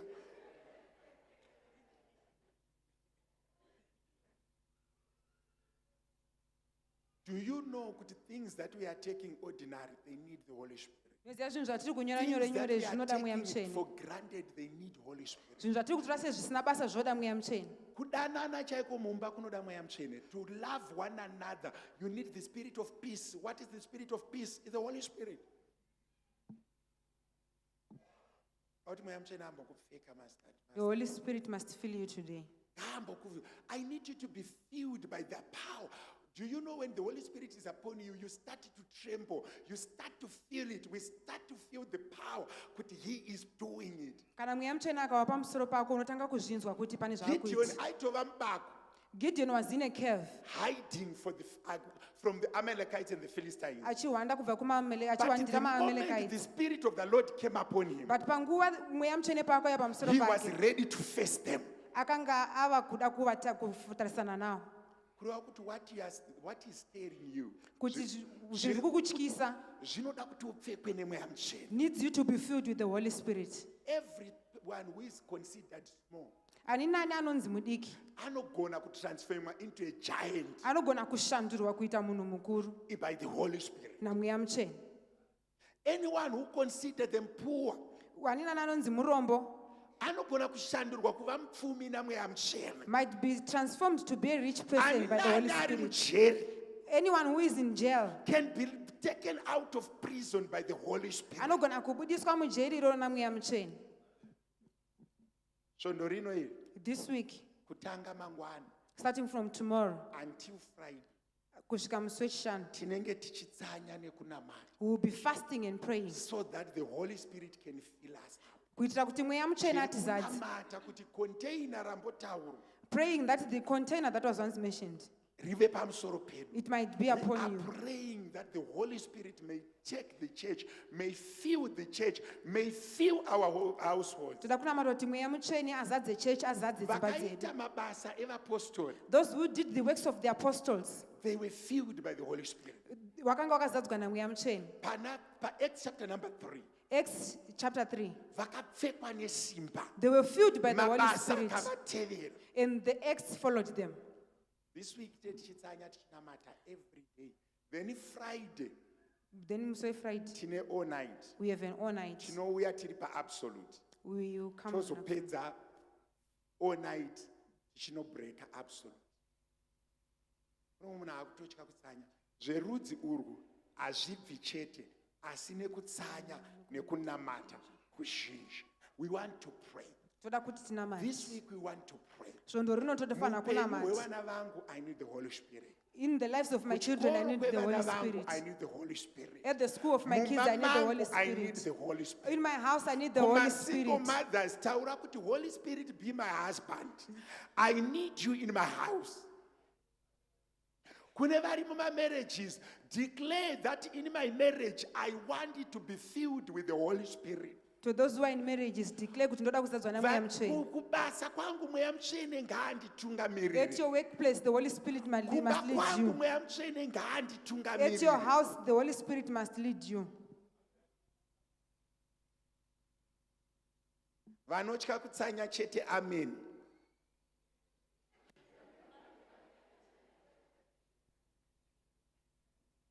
Fasting is not easy.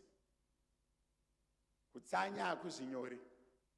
But isusu dai vamwe tisina kutsanya, bhutsu chaidzo idzi tingadai tisina kumbodzipfeka. Zverudzi urwu hazvibve chete, but nekutsanya nekunyengetera kuzhinji. Do you know kuti kune maKristu, we have Christians vari kuita madzikirira manheru. Kune maKristu vari kuvhisitirwa nema-evil spirits manheru, just because the house is not filled with the Holy Spirit. Like the gift of the Holy Spirit. We want to pray for the gift of the May Holy the Holy Spirit. Spirit fill us. Mweya mutsvene ngaatizadze. You know, when you are filled with the Holy Spirit, Nokuti kana ukazadzwa namweya mutsvene, you become bold. unova nesimba.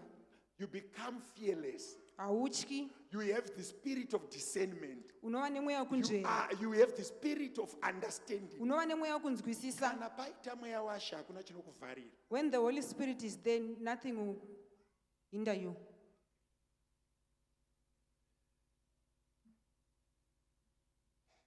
I used to have a manager. Ndaimbova manager Aiti kutaura nendimi is barbaric. who was saying speaking in tongues is barbaric. And it's things of the people that are confused and uneducated. And he was saying it was for the confused people. One day akauya nemwana wake. Another day he came with this child to work Vachatanga kudwa tsvafari, epilepsy. and he started, he was attacked by epilepsy. Zvikanzi tsvagai mugoti, a cooking stick. Then they say look for a cooking stick. Papo tichiri vakomana vadiki.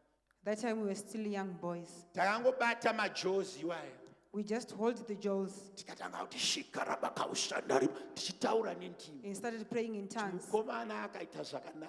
And the child was healed. Achipedza kuita zvakanaka ndikati muzita raBaba neremwanakomana neremweya mutsvene iwe tsviya utofuti. Nanhasi ave baba mwana iye. Up to now he's a Haisati father. yadzoka. He has never suffered from Baba it vacho again. vakuchema nendimi vari kuzayocho. Now the father is praying in tongues. Chatadzisa dead by vanhu kutenda muna Jehovha. what hindered people from Havasi believing in kuona God? simba racho. They are not seeing the Vanhu power. ngavaone simba raMwari People must see muupenyu the power hwako. of God in your life. Ticharamba wakapabuda sei? Ndakabuda neropa How raJesu. did you escape? I escaped with the blood of Jesus. Paunotarisirwa kuva so, Mwari ngaakusimudze akukande kure kusingasvike miseve. Paunotarisirwa kunzi ndoyo weakness, Mwari ngaakubaye jekiseni ramweya mutsvene rinoita a quickening spirit. Mangwanani ano chimbopfekwa ne-quickening spirit. This morning, may the quickening spirit fill you. Muri kuiwana kupi mfundisi? Elijah akamhanya kudarika Ahabu ari pamabhiza. Elijah ran more than Ahab who was on the horses. Can I tell you? kana vanhu vakuvimba nezvavanazvo If people are now iwewe believing wimba with what they nezita have, rajehovha believe uti you Mwari must ndinovimba believe in the name nemi of God. pahondo ndinovimba nemi what I pavana believe in you. ndinovimba In my nemi children, I believe in pautera you. ndinovimba nemi In my weakness, I believe pabhizinesi in you. ndinovimba In nemi my business, I pamereji believe in yangu you. ndinovimba For my nemi marriage, I believe in you.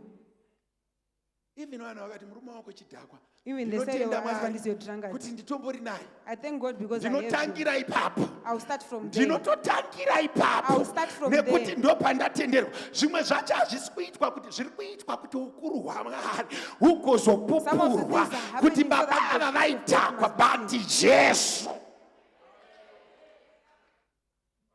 Kune mumwe munhu wekuti svondo rino iri pauri kupfekwa nemweya This week when you are going to be panofanira filled by the kubuda Holy chimwe Spirit, chitestimony a testimony must come chinokonfyuza out vanhu that will confuse people. wakaroorwa nerovha ndinotenda Mwari ngatimbotendai Mwari wacho anosimudza marombe kubva muguruwa.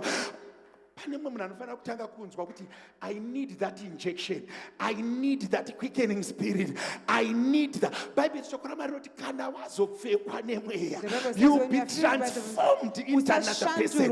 Ndine munhu eri ane nzara kuti Mwari transform me into another person. I am tired of this person I am. I need transformation. Ndibvisei pandiri. Imi Mwari vakati muchadira mweya wenyu panyama yose ndauya nenyama yangu transform it to another person. Shoko raMwari rinoti ndichadira mweya wangu panyama yose. Mwari wekudenga transform me into another person.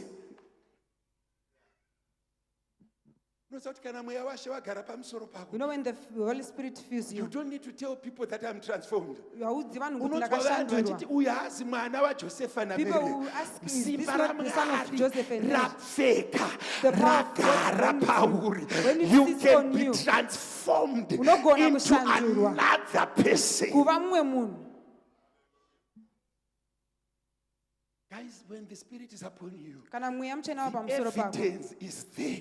Zvu- You can chinobatika be chinooneka. transformed Unogona into kushandurwa another person. kuva mumwe munhu. God has done it to Jabez, Mwari akazviita kuna the Jabhezi. son of a prostitute. Meaning to say your background cannot stop him from transforming you. Your situation Mamiriro ezvinhu can you not be transformed? This morning, can you not be transformed into another person? Cannot God do it to take you into another person? Mwari anogona kukuita mumwe munhu. Do you know chiri kutitarisa kuenda kumberi? You know what is Inyaya hindering yekuti us simba from going raMwari far? harisati raburuka. It's because the He power can of God transform is you. not yet. Vanhu vachabvunzana ndiye here wataiziva uyu? People will ask each other, is Yes, this the one but that he you has used to been know? transformed into another Nekuda person. kwokuti unongoshandurwa kuva mumwe She has munhu. been upgraded into another person. Aitwa mumwe He has munhu. been blessed into another person. Akomborerwa ava The mumwe Spirit munhu. of the Lord is upon him Mweya to mutsvene be uri pamusoro pake. another person. Kuti ave mumwe munhu.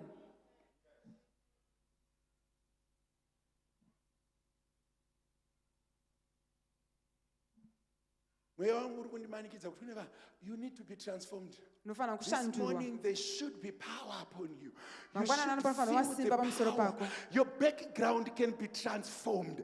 Your marriage can be transformed. Marriage Your yako inogona status can be transformed. Zvauri Your nazvo zvinogona health can be kushandurwa. transformed. Utano Your hwako hunogona financial kushandurwa. situation can be transformed into another situation.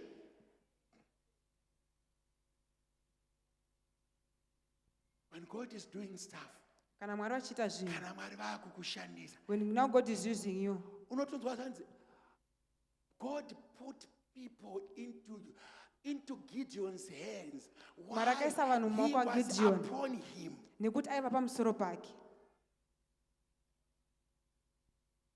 Can I tell you this? Rega ndikuudze, In the spiritual space, munzvimbo there are yezvemweya things that you are not able to control. mune zvinhu zvausingagoni But there are things that they cannot say upon you if the Holy Spirit is upon you. but mune zvinhu zvinogona Kana mweya mutsvene akakufukidzira, when the Holy Spirit fills you, varoi vanogona kuwanda, the but witches might be havapinde many, muspace mako.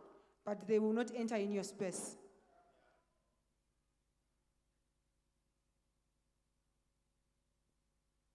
Pane pamwe pazvinozonzi anoshandura varanda vake He transforms this achivaita servant. mirazvo yemoto ane simba rekuti when he comes upon him, the Bible says vakasunga Samson They semusungwa. arrested They Samson. fastened the hands of Samson and their legs kumusunga. They changed But Samson. when the Spirit of the Lord was upon him, But mweya he mutsvene pakava just pamusoro pake. stretched his hands Akangovhura maoko and there ake. was no any bondage. That's why we hear the word of God saying there is no condemnation to those that are in Christ, because in Christ there is hidden power. Kuti muna Mwari mune simba rakawanzika.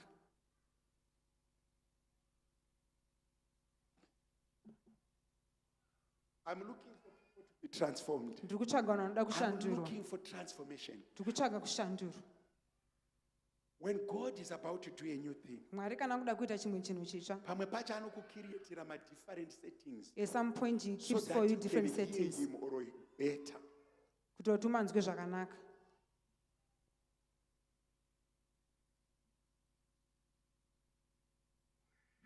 Mangwanani ano, there are people who needs to be transformed. Pane vanhu vanofanira kushandurwa. He needs to visit you. Anofanira kukushanyira. The Bible says when the Spirit of the Lord is upon them, Noti kana mweya mutsvene wava kana pamusoro peya. simba raMwari rava pamusoro When the power of God is upon you. Do you know that in the New Testament, Muziva kuti muTestament itsva. vana Peter, Paul aibata nyoka pachitsuwa chePatmos. Paul would hold a Bata snake at huni the nyoka hour of yomuruma Patmos. kudai. But he was transformed into another person. That poison of a snake was no longer poisonous to his blood. Akashandurwa kuva Why? mumwe munhu The zvekuti utiri Spirit hwenyoka of the waisashanda Lord kwaari. was upon him. Ndinoda kuti mweya mutsvene waMwari waiva pamusoro pake. Jonah, after he received an instruction, Jona paakawana akanogara instruction, mudumbu rehove. The he Holy stayed in a Spirit fish enables bag. you to do things that human mind can't comprehend. Mweya mutsvene The unogona Holy kukuitisa zvinhu Spirit, zvokuti pfungwa dzemunhu hadzigoni kuzvifunga. vanhu vanobvuma kuitiswa nevanhu vachiramba kuitiswa naMwari. People are angry to be used by people, but they don't want to be used by God. Mangwanani anoda kuti munhu amboitiswa zvinhu naMwari. Kumbonzwa kuti God, can you not transform me? Can you not transform my situation? Can you not be in me? Do you know that the people we know now, Vanhu if they are vatinoziva izvozvo, transformed, they become different? kana vakashandurwa vanoibva vanhu vatsva.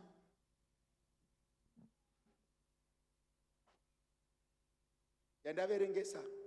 Unoona kuti kana Mwari vakuita zvinhu zvavo. You see, when God is doing his things, Nhasi panga muSamaria manga musina chinhu. in Samaria there was nothing. Mangwana muSamaria matone hupfu The hwakatsetseka. next day there was fine flour in Pasina kurwiwa Samaria. hondo, Without war, pasina afa, no one died. pasina guta ramambo kana musoja aenda kuhondo. Without any army that went Nekuti for Mwari war. vangosarudza kuratidza umwari hwavo. Because God decided to show his godliness. Unoziva here kuti pamwe pacho Mwari vanoratidza umwari hwavo, kungodecide kuratidza umwari hwavo, kungoti he wants to be God and he wants to show himself as God. Just like that, vaIsraeri vakadya mana, The Israelites ate manna zvihuta, just because God chose to be God. Mwari havagoni here kutiitira zvakanaka seRutapoti Prayer Center, kumboratidza umwari hwavo makusenanai pakati pedu, kungoratidza kuti ndini Mwari, ndinoita zvandinoita saMwari. Mangwanani ano munamato wangu, Mwari ngaamboratidza umwari hwake kunesu sekereke, kuma-individuals. May God show up. May he reveal himself unto us as a God. Kungoti Mwari vasarudza kuratidza umwari hwavo. Unoziva kuti rimwe zuva Mwari vakangoratidza chigunwe chete pamadziro. the other day. God God has just so showed his many finger. ways of showing that he is a God in your life. Mwari vane He nzira has so dzakawanda dzekuratidza kuti many ndimwari ways. muupenyu hwavo. Mangwanani ano Mwari ngavamboratidza umwari hwavo. May this morning may God show Kungoratidza kereke kuti that is ndimwari. God. Kungoratidza chechi kuti ivo ndimwari. Showing the When church he that is is God. needed, he can show up.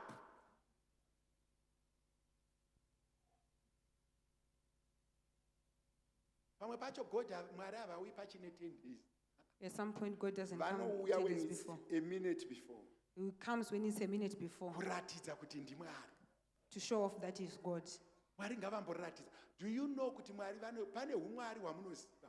Do you know But that pane there is humwari the God that you know? hwavanogona kuratidza saMwari.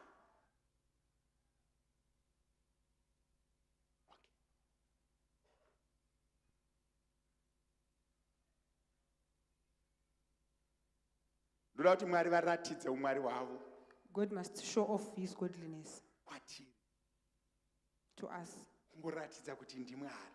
just to show off that is God. This service, God should show up kungoratidza kuti ndiMwari. Okay.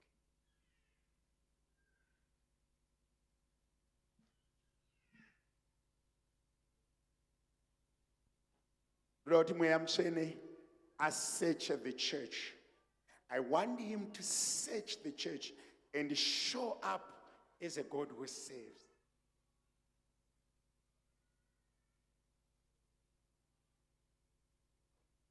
Izvezvi ndichitaura kudai so muservice inoi ndichazoita zvakawanda musi weFriday, but muservice inoi pandiri kutaura kudai so kune vanhu vakawanda vakapfekwa nemweya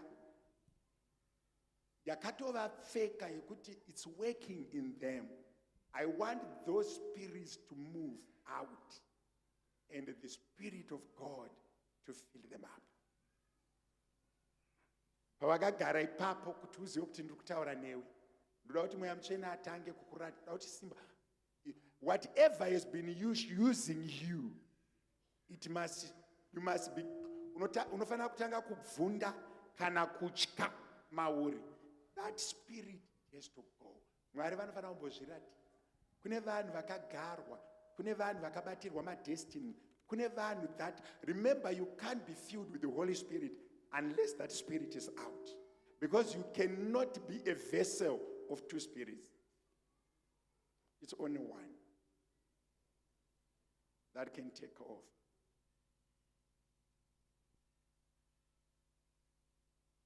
Izvezvi so, I know vanhu munofanira kutanga maimbirwa, but vachaimba vachazoimba. Ndiri kutsvaga kuti simba raMwari riseche vanhu vese vane mazita ane chekuita nengozi, vakabatirwa zvinhu nengozi. Izvezvi so, handiri kuverenga, iwe unofanira kutanga kuzvinzwa mauri. Simba pane simba anofanira kutanga kukunetsa mauri. Izvezvi havanouya even makagara pasi, it's not a problem. The Holy Spirit will search them out. Ndine vanhu vanofanira kusunungurwa kuti tiite zvakanaka, vakabatirwa pfuma nemweya yetsvina, vakarevererwa, vakabatwa. Izvezvi chito kana uripo unototanga kunzwa kuti inini ndofanira unonamatirwa, because chiri mauri chofanira kumanikidza, chosubmita to the power yemweya mutsvene. Izvezvi ukasasubmita ucharoverwa pabhenji iroro. Paunoroverwa pabhenji maasha anokuvinga, but usina kuroverwa, ichocho chakakubata unotochinzwa, either chakabata makumbo oro chiri kubata nzeve oro. Izvezvi ndiri kutaura maserpent spirit, vanhu vakarevererwa kuzvikuva.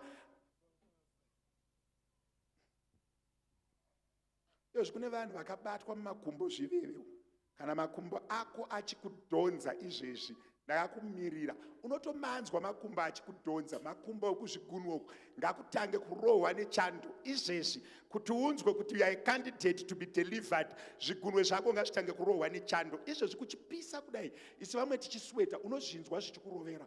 Zvigunwe izvi zvekumberi ngazvitange kurohwa nechando. Ukazvinzwa ndakakumirira kunoko, ndiri kuti zvigunwe zvemakumbo ngazvitange kurohwa nechando nezita raJesu. Izvi zvigunwe ndiri kunamata kuti zvigunwe zvako iwewe, zvigunwe zvemakumbo ngazvirohwe nechando, kuti uzive kuti munhu waMwari akakumirira kuota. Ndiri kuti zvigunwe zvekumakumbo kwako zvinofanira kurohwa nechando. Rega kugara pasi, pandichatanga kunamatira vanhu ukaramba vakagara pasi, zvigunwe zvako zvakaoma nechando. Ndiri kutaura semuranda waMwari, zvigunwe zvine vanhu vakagarwa nemweya inofanira kubuda mavari, zvigunwe zvavo zvekumakumbo zvinofanira kubatwa nechando. Kana zvabatwa nechando ndakakumirira, ndoda kuti usunungurwe naMwari. Ndiri kutaura zvigunwe zvemakumbo kwete zvemaoko zvinofanira kurohwa nechando, kuti uzive kuti ndakakumirira zvigunwe zvako zvemakumbo zvinofanira kutobatwa nechando, kunzwa kuti ndiri kutonorwa kwete muviri wese, zvigunwe chete.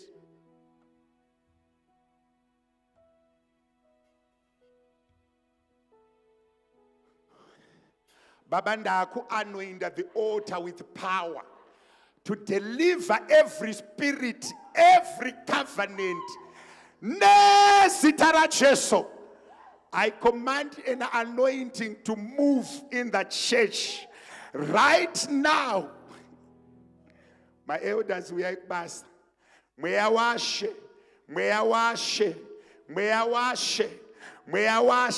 Mwari hakuna chirwere kana mweya wetsvina kana dhimoni rinomira paota rikaramba rakamira. Izvezvi I decree power kune vanhu vakabatirwa vana vane makore vachiedza kuita vana. Ndoda kuti dumbu rako ritange kudhonza izvezvi uye kunoko. Ndakakumirira kunoko. Ndakudzokorora futi. Holy Ghost fire, Spirit of the Lord take over. Vanhu vane marriage ari kurambidzwa nemamhepo. I call the husbands and the wives. Izvezvi nezita raJesu, I command the power of the Holy Ghost. Baba, muzita raJesu, I command in the mighty name of Jesus, every evil spirit, mweya yese yetsvina ine nzeve, ngozi dzese dzine nzeve, zvivanda zvese zvine nzeve.